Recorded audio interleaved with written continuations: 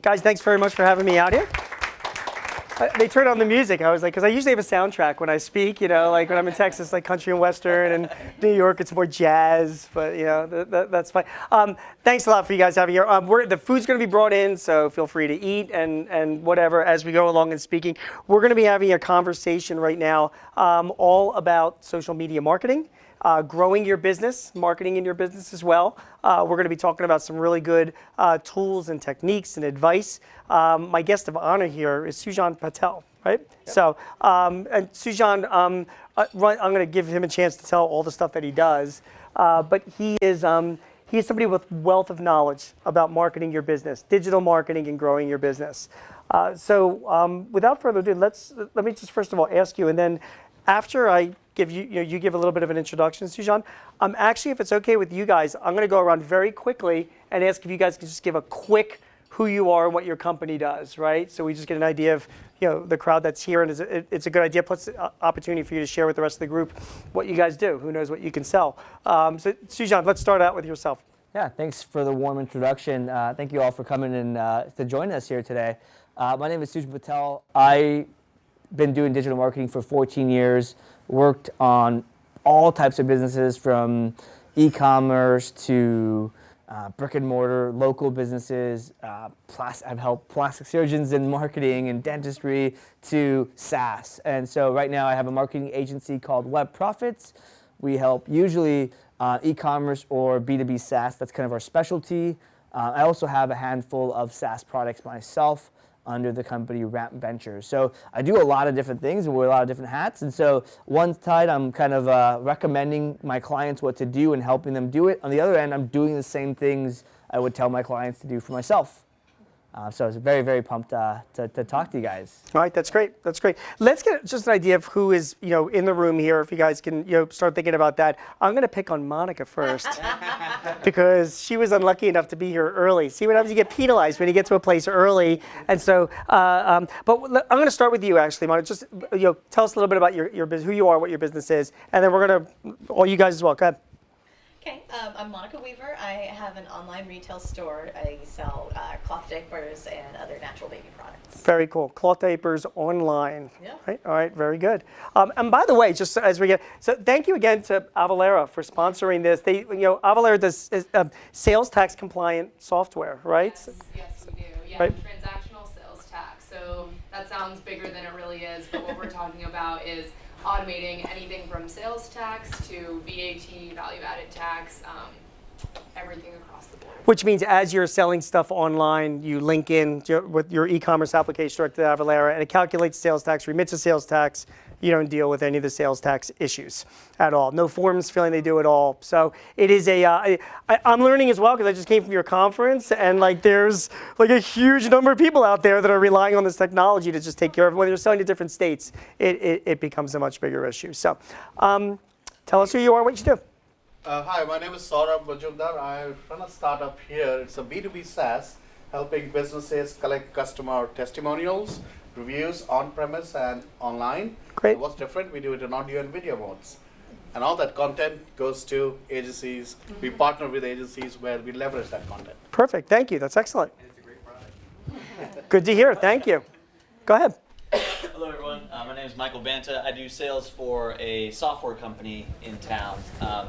Not small business owner, but I'm starting to catch the bug. So I'm here. Good. Glad you're here. Go ahead. Good morning, everyone. My name is Nando.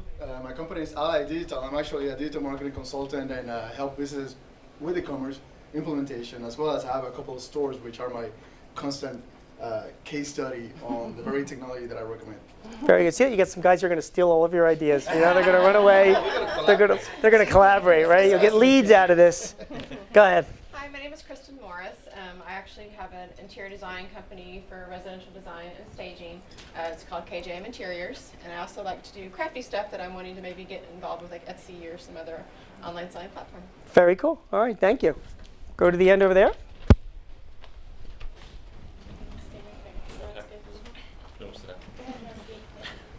My name is Dante and I'm with Redline Minds. We're Austin's only agency that's completely focused on e-commerce. We do business development, marketing, design, web development. And we're also official partners with BigCommerce and a dozen other companies. That's great. Are you in sales there, or is your company, or I'm sorry? is it your company, or are you in It sales? is. I'm a co-founder. All right, great. All right, good to meet you. Go ahead. I see you peeking around. Yep. Hi, my name's Michael. I'm about 2-3 months off starting a coffee subscription service online. Very good. All right. Good to meet you. Hello, I'm Carly Cerna. I'm the founder of the Finance Plan, so I created a personal finance class. So it's basically like CrossFit but with money. So I intensely teach people how to pay off student loans, how to invest, understanding their 401k plans, and just managing money day to day. Very cool. All online, or do you do this face to face? I do both, so online or in person. Good for you. Are you like a CPA or a personal financial planner, or? I studied finance at UT. Good for you. All right, that's great. That's a great business. Go ahead. Kelsey Cabrera. I'm actually mostly in logistics, recently working with L'Oreal, but also catching the entrepreneur bug. So we'll hopefully be transitioning before too long here.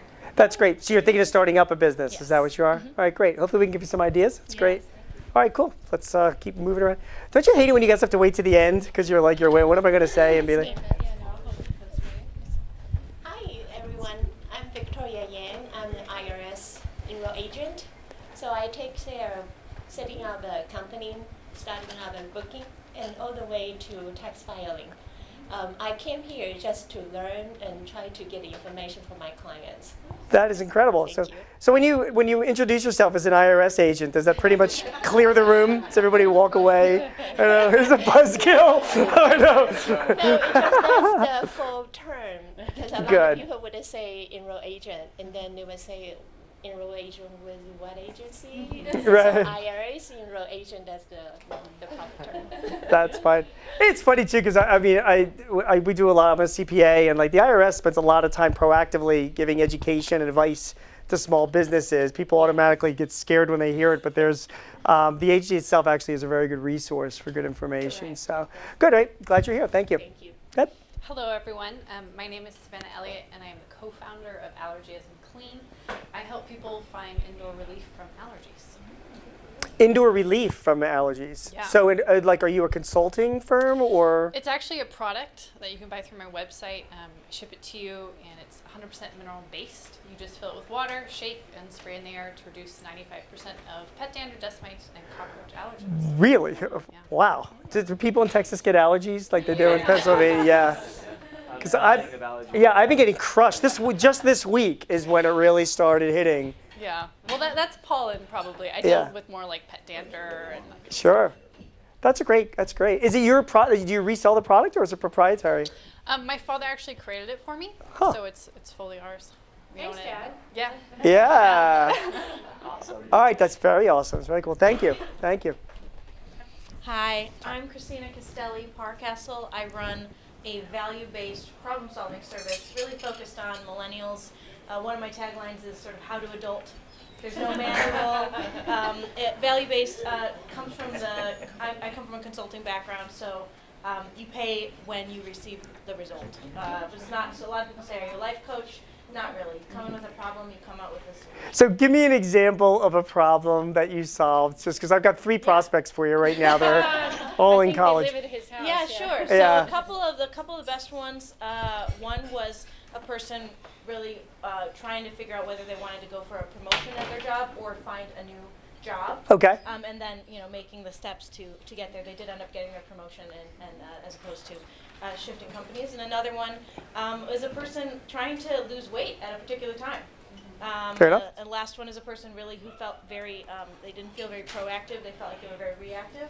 We did a lot of work to get them a sort of proactive system where they felt like they were in control of their life. Do you get paid by the hour, or like how do you? What I do is I have, I give a proposal. So it's just like consulting, like corporate consulting. Sure. Right? You have a consultation, you give a proposal.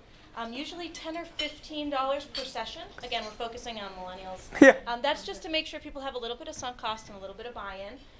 We're not making money on that, Right. And then you make them. The proposal includes, let's say, I get 5% of that raise that you negotiate, or I see. When you get that job, I get $500. So that's all in the proposal. That is really cool. Very good idea. All right, thank you. It's great. Next up.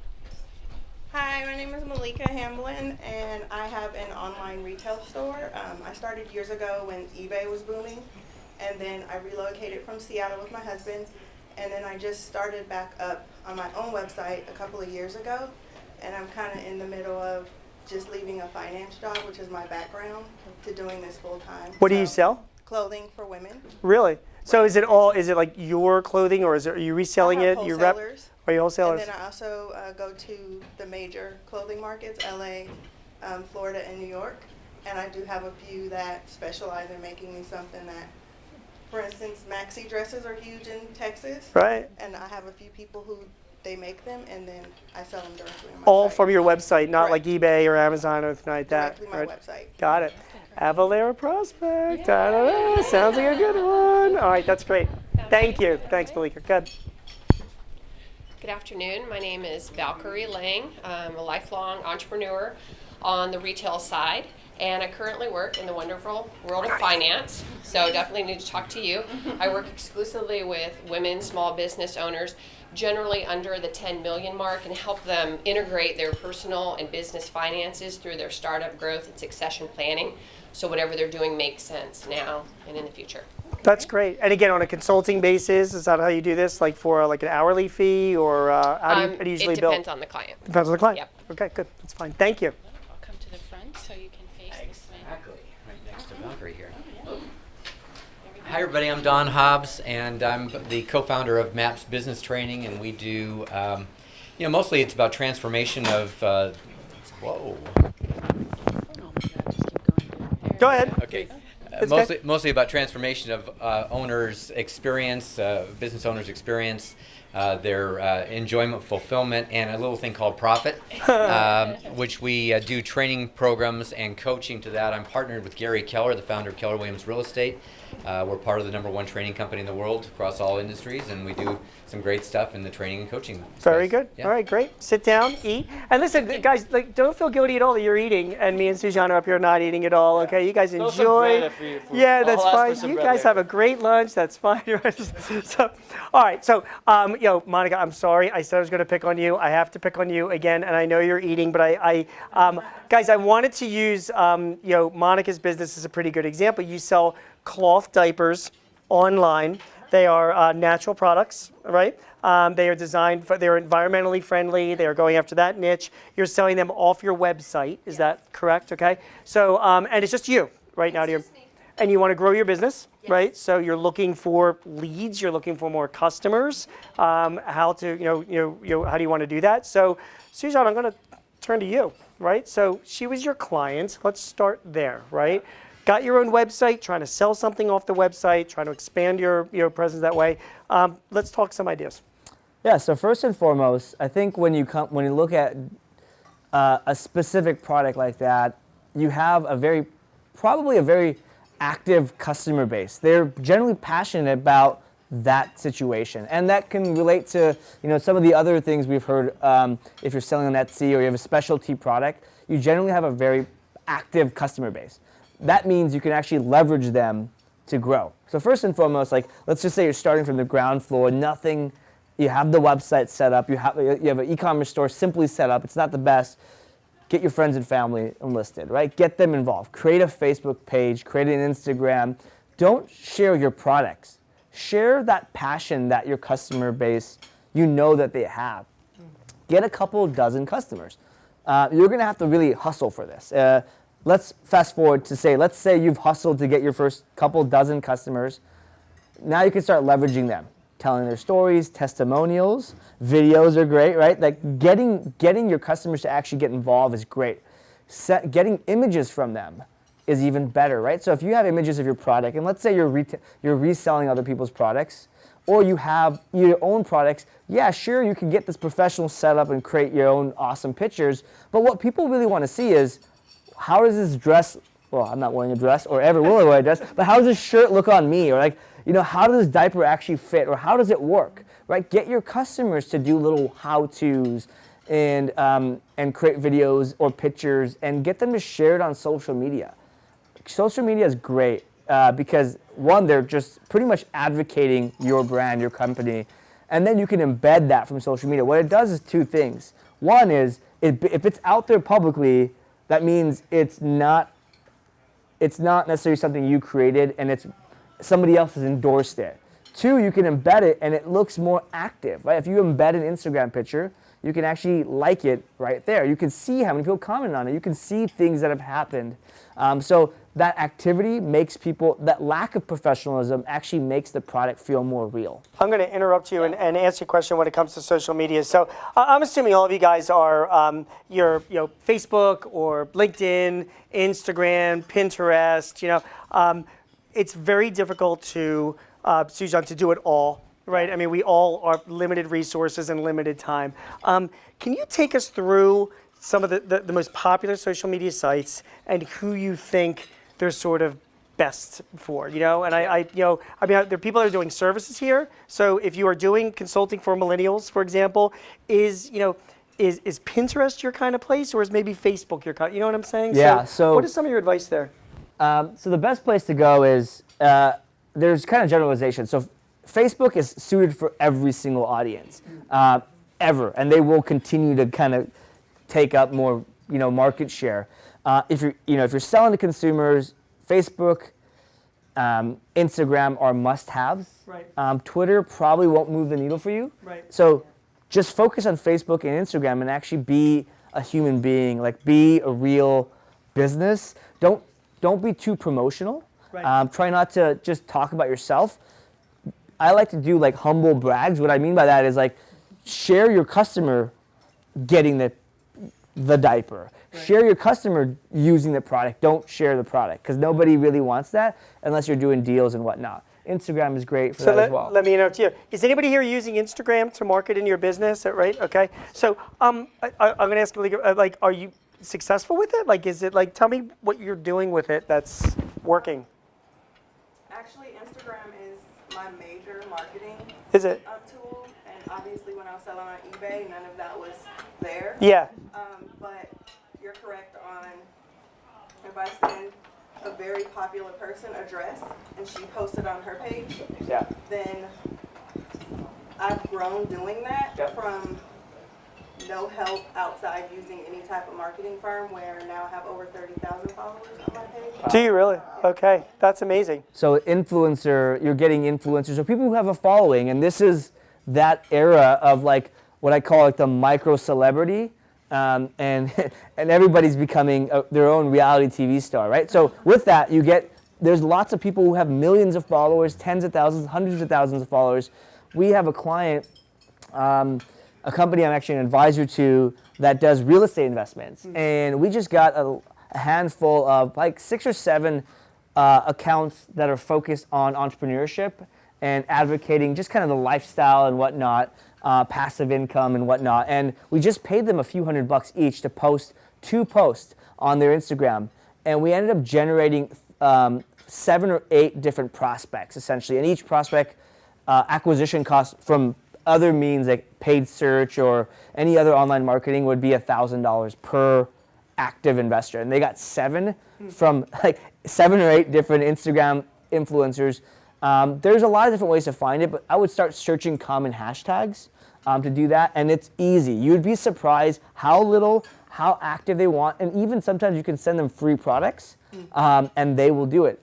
And that would work for like any industry. Like if you're doing like financial services or any of that, if you find some influencer or a few everybody's open to taking some money for the effort to do it. That's not an uncommon thing to do. No, and it's fairly easy and low tech, right? Like you send them an email, and here's like a quick tip: they will have their email listed or some way to contact them on their Instagram profile if they're doing it actively.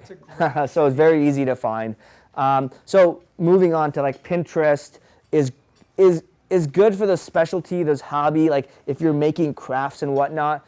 Pinterest is a great place to share how to do it. Because remember, like even if you share how to do it, there's like if you're selling a specialty craft or something of that nature, the how is part of the fun. Like the how is like a part of the journey.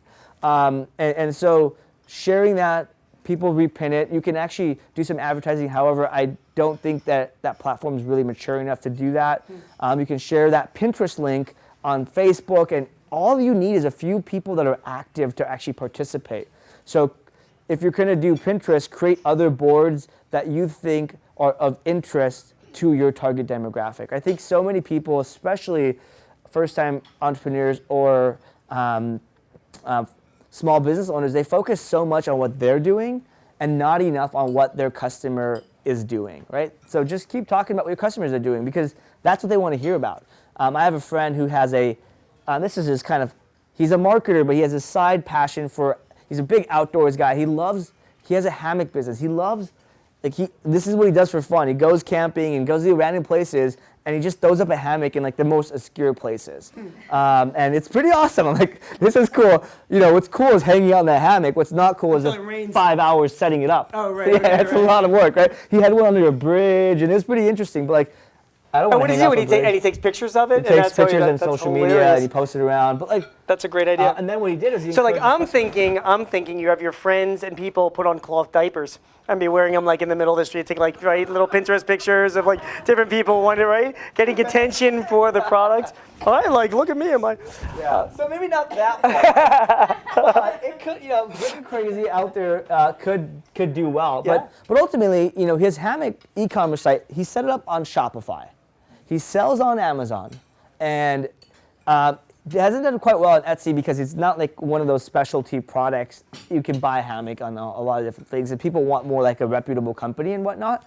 But essentially, Amazon generates most of his sales, and that's because he's invested. If you're going to sell on Amazon, I recommend doing it right, getting them to do the fulfillment, because if they do the fulfillment, you get Prime. And if you're shopping on Amazon, most people are looking at Prime. Whether they do it today or tomorrow, that's the trend of where it's going. So suck it up and do it right. And that also means do it later. Meaning if you don't have the $10,000 or whatever to buy that much inventory, fine, sell it on your own website for the time being and get into Amazon when it's right because there's too many competitors out there. And too many people selling very similar, if not the exact same thing. And ultimately, Amazon's algorithm and the user is going to select the most reputable store, and Amazon one-click buying only works with Prime. Got it. Hey, back to Pinterest. Pinterest is only photos, right? There's no videos on photos. On Pinterest is all. You can do like link out to like videos and whatnot, but that's not what people are there to do. Okay. Anybody else using Pinterest in the room to market your business successfully or? Sort of successfully. I was running ads a little bit for a while, and that seemed to really work. Right. But now I just kind of give people tips and tricks on how to do it. Right. They tend to really like that. Right. Okay. All right. Fair enough. Awesome. Yeah, it is you got to pick the right platform that makes sense. Let's talk about Facebook. Now, you had mentioned ads on Facebook. So first of all, who here has got a Facebook page for your business, right? Lots of people do. Anybody advertising on Facebook? You are, okay, right? I'd like to share successfully, or go ahead, Monica, go ahead. What have you learned? How do you do it? Well, Facebook is really my only advertising. Okay. That's pretty much where all of my customers are.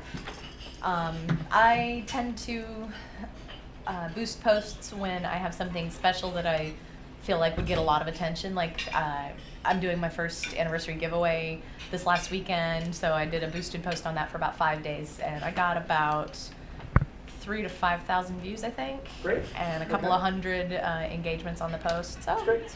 Yeah. Not bad for $20. I was just going to say, for $20 is what you paid for it. That's really, really good. How about, have you been advertising on Facebook? Yeah, so I manage bike shop. I get the bro deal, and they're happy with me. They're happy with me, and I keep them up to to speed with everything about marketing digitally, and they, it's easy. It's really like cheating because for cyclists, bicycles, that's like porn. They're really into it. We actually call it that, Yeah. and so it was really more about teaching them, hey, take like a nice photo, get a good close up, let's do this. And then when we promoted, for awareness, just to get people to know they had moved there, it was just remarkable how you can select, the Austin DMA and the combined with the age range, combined with so much information. That's great. It really. Yeah, we've gotten upwards of 3,000 actually from impressions, and then several hundred clicks for really little money. Sujan, what advice do you have for advertising on Facebook and increasing engagement? Give us some thoughts. Yeah, so there's a couple of quick wins everybody can do, no matter if you're B2B, B2C, e-commerce, what have you. You can offer, so this is not necessarily to do advertising for a post. This is you can do advertising to collect email addresses. You can essentially get people to submit, there's like a lead form. So first of all, there's a big difference between Facebook advertising for a social media post and advertising a website or lead generation or sales related things. What's the difference? Essentially, you can, if you have a fan page, you can boost it, you can advertise, you can promote that, right? But if you're using the advertising platform, you can get a lot more than that. You can do email collection ads. You can do product specific, upload your whole. You can do per product or feed based stuff, and that is actually generating sales, like direct sales to your website, and then you can back it into a cost per acquisition, right? So I'm suggesting things on that front. Because what happens there, first and foremost, when you do this is, like you mentioned, you can target the demographic, right? People interested in bicycling if they have ever purchased online and are between this age and they've liked these sites and they've visited or checked in at one of these bicycle places. So there's lots of demo targeting you can do, but also when you do an advertisement for a product, what ends up happening, if you're clever, if you have a brand, if you have a passionate audience, what ends up happening is that you can reduce the cost per click and get exposure because people will like the ad, people will engage with the ad. So the more people share and engage with that ad, the further the ad goes, which means the further it goes by itself as a regular post, which means it reduces the CPC. And so it's cheaper the more interaction you get. So actually, I start asking questions. I have a product, but another thing, this has worked for every single industry I've worked in, offer like an exclusive members only discount area. So join the VIP club, subscribe below. And on Facebook directly, you can actually collect an email address. If you don't want to do that, you can take them to a landing page and get an email address. But essentially later you can send them, discount codes, or essentially like, hey, here's what we just launched, and you can get them on your email list and get them to purchase later. So if you're not having success selling your product directly, usually the problem is it's too expensive. Then you can collect email addresses and continue building a list. And that's a great way to essentially get them later and build a fan. Now, going back to leveraging your existing customers. So if you have an e-commerce store, you've been around for a few years, what have you, maybe you have an email database of people who have purchased from you. Well, take that email database, upload it to Facebook ads, and you can create a custom audience. Right, custom audience. And that's going to find that custom audience is all those people that are on your email list. It's all the people Facebook found based off that email or something equivalent. If you have their phone number, it even works with the phone number too. And then you're just marketing to that audience. Now what you can do on top of that is create a lookalike audience. So what that's doing is it's creating an audience that's similar to the criteria of that custom audience. And Facebook has a degree of kind of variance. So it's like 1%, 2%, 3%, it kind of goes out to 10%. Keep it at 1 because it's still pretty far out. So at 1%, what you're doing is you're targeting people who are very similar criteria to people who have purchased from you. And that's another advertisement you want to do. The other thing is you always want to have remarketing to your existing custom audience. What you're doing is you're always just launching a discount code. Again, you can get your customers, if you're in e-commerce, to purchase again. Repeat business is great. And if they purchase more than 3 times, make sure you put them and you segment them in whatever email marketing platform you're using, and give them better offers. Because they're going to purchase, especially if they're products that you need to purchase and consume on a monthly or regular cadence. Somebody over there said coffee subscription. Well, you can actually target people that have checked in at specific coffee shops. You can target people. How do you do that? It's right in the ad platform. So it's as you set up the ad on Facebook ads, you're literally saying fans of this, or they've checked in here. And so like maybe not target people who have checked in at Starbucks, but I've checked in at the Hideout Theater. I'm more likely to, that's a coffee shop down the street. I'm more likely to essentially purchase, a coffee subscription. And so you can do things like that. So custom audiences is one thing, right? And a custom audience again is that you take whatever database you have existing customers, whatever emails that you've got, bring it up to Facebook. You can upload it to Facebook, and then you can literally target that audience with ads. Correct? So and there's from your database. Lookalike audience is the same database, except you can create people that are connected to that database and target them with ads, correct? Yeah, similar criteria to what Similar criteria, right, okay. And then there's just like, based on what their interests are, right? Like where they've checked in, for example. Yeah. There's your, go ahead. Especially if you're like a local shop or if you're a local business, you could do ads to like people that are 5 miles around there. And if somebody, and this happens all the time, somebody's on their phone because everybody walks with their head down, walking like this these days, myself included, and they walk by your store, or they're within 5 blocks or a mile, whatever, your ad will show up just to those guys. So with mobile, you can do a lot of great stuff, and you'd be surprised at how many people are actually on Facebook or Instagram doing that. So if you're a storefront, mobile is great, and then that also translates to Instagram as well. Okay. Anybody here play around with AdWords, Google AdWords? How do you make out with Google AdWords?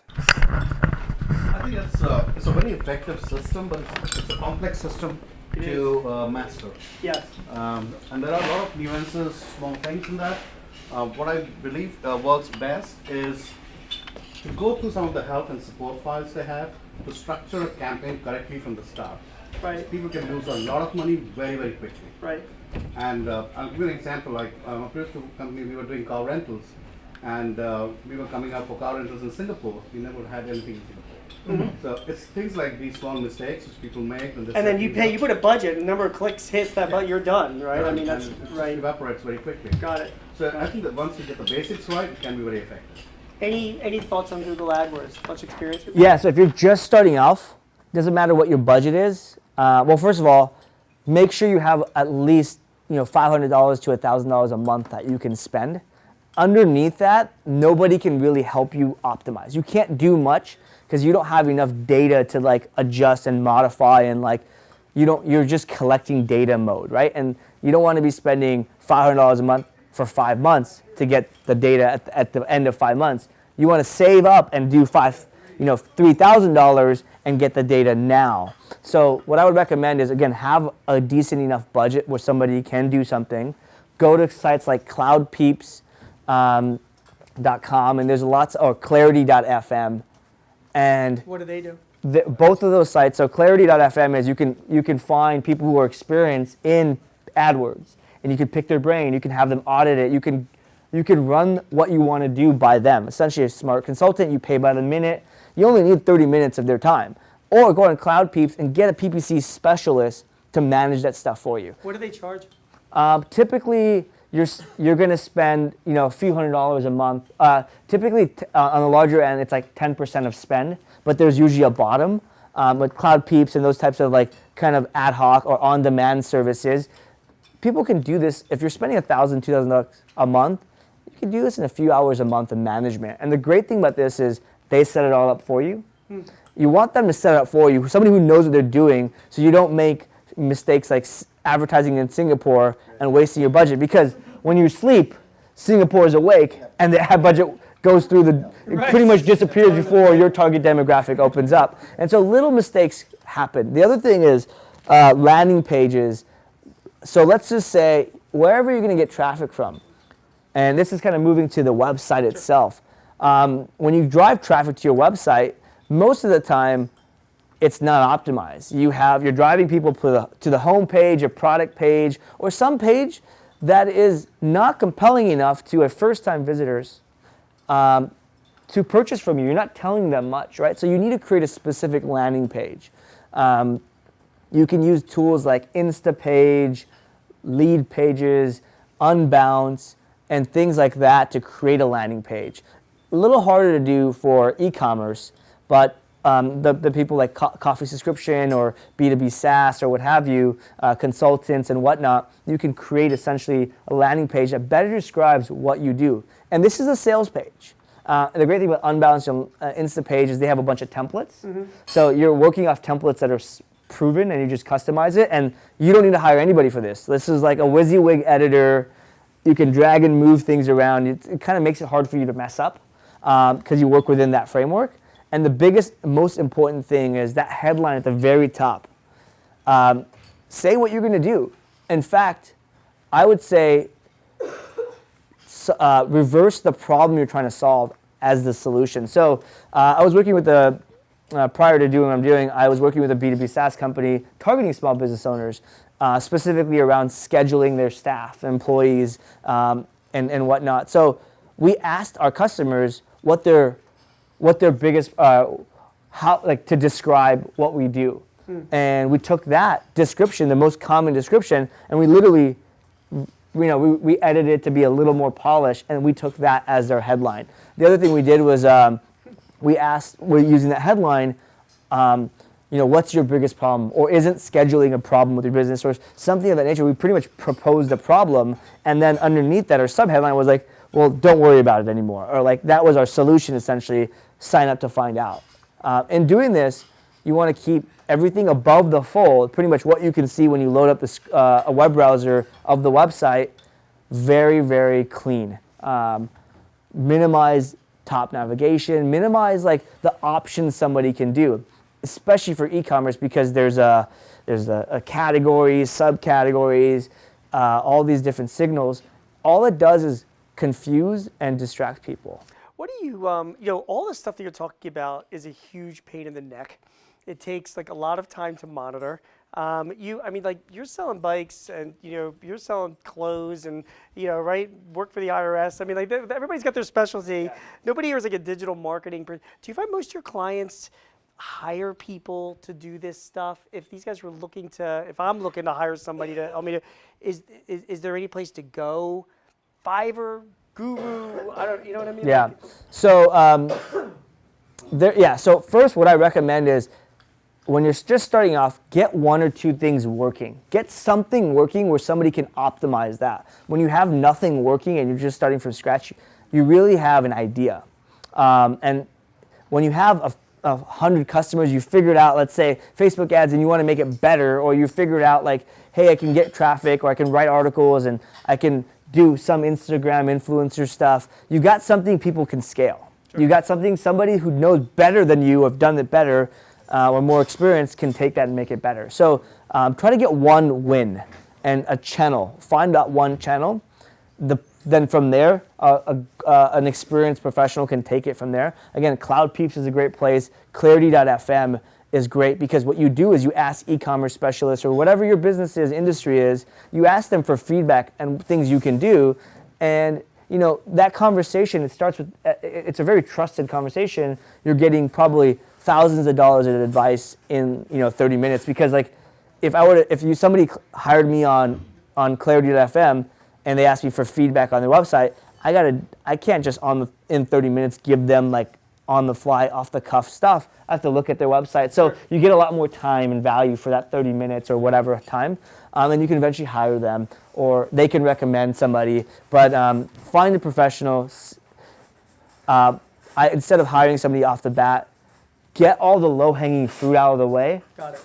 And trust me, that stuff, that low-hanging fruit, if you're a business owner and you're doing it yourself, or you're trying to figure out how to get it done, that could take you 6 months. Right. Then hire a. Right. And plus, I'm assuming that after you've done that and spent 6 months doing that, you're just a lot more smarter about it, so that when you do find that person, you're more confident managing that person and talking to that person. And that's the same thing with the one channel you figure out. Yeah. You know some of the economics. You know what has worked. Right. And when somebody says, oh, we should try this channel, or we should spend it on Pinterest advertising, you can say, well, yeah, sure, but Instagram is working and it costs me X dollars per customer. Can I get it there? Or what am I looking at? So a lot of times you don't know what you don't know. Finding that one channel helps you ask the right questions that can help you be more successful or specialize later. That's great. I'm going to turn a little bit away. We were talking about social media stuff, but everybody in here is emailing. I mean, emailing is far from dead, and I am assuming that a lot of us are using email services, Constant Contact or MyEmma, like doing like newsletter or some email, whatever. So, so first question to you, Sujan, is do you think email is dead? And a follow-on question to that is, give us some thoughts on email marketing, right? How do you make the best of your email marketing efforts? So email marketing, email is absolute gold. That is your asset as an e-commerce or any type of business. This is the biggest value you have because these people who have purchased from you, have done something, have opted in. You can do a lookalike and custom audience, like I mentioned. This is your database that you can go no matter what you do next. You say, I'm shutting down, I'm starting a new business. Some people will go move over to that, right? So it's very, very valuable. When it comes to e-commerce and B2C, you want to use tools like Constant Contact, MailChimp, whatever works with whatever you're trying to do. You want to stay top of mind. Email is gold, yet you have to stay in contact with them, top of mind. Weekly, bi-weekly, monthly. If they don't hear from you in the first week or month after they sign up for your newsletter or purchase from you, they're pretty much gone. So make sure you're active with them. If you don't know what to send them, the best thing to send them is helpful articles that would make them smarter, right? We were talking about this before, and we talked about your Salesforce kind of email list. And hey, look, if you're marketing to Salesforce, if you're selling to Salesforce customers, give them helpful information. They will eat it up and respect you more. They will trust you more. So education is the minimum. And I have to stop just to interrupt you. Like, you do financial planning. There's lots to share on financial planning. Selling in stores. All of our expertise here. There is a wide swath of knowledge that you could be sharing with your clients. And so you don't have to be like pushing for a sale here. You're just trying to touch. Helpful. And you don't even actually create the content. Go get content that's already been written. Right. The thing with the internet these days is you don't have to be the creator of the resource. You have to be the source of how they find it. You have to curate content. So if you can't create content on your own blog or whatnot, go find good other sources, and you're just now the trusted resource. And the trusted resource is much closer to a sale or transaction than you were before. Got it. You talked about like weekly, bi-weekly. I mean, I get this question all the time. How often? Right? I mean, I like weekly. You like weekly? Bi-weekly is the second best. People generally don't, people will say, oh, don't email your list too much. I've found every single time I've tested this, the more you email with value-added information, yeah, some people unsubscribe, but generally, directionally, it's better and better. So the thing with, if you do whatever interval you do, be consistent. There's no right answer. It's just consistency is the key. Great. All right, guys, I think we've ran out of time. Everybody, thank you very much for your time. I hope you enjoyed the food as well. Thank you very much. Sujan, thank you. Great. Thank you, Evalera. Thank you, Whitney.